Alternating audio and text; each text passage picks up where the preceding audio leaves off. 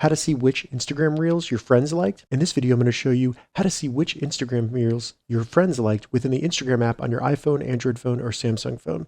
And if this video helps you, please consider giving it a like and also subscribe to my channel because that really helps me out. So to see Reels that our friends have liked on Instagram, all we need to do is select the Reels icon in the bottom menu of the Instagram app, and then just select the top right. It'll bring you to the friends section of Instagram where you see the person who liked it, and you might see their name down here as well. You can't control which Reels you see or which friends you see, but as you swipe through here, you'll see different friends.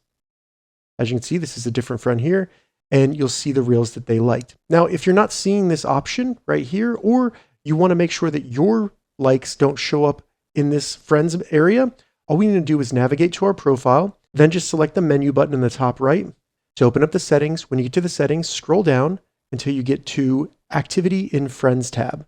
Now, if you're not seeing the little friends bubble show up within Reels, try turning on followers you follow back so that you enable your activity to be in the Friends tab, because that might help it show up. If you don't want your activity to show up in the Friends tab, go ahead and select no one, and then no one will be able to see which Reels you like on Instagram.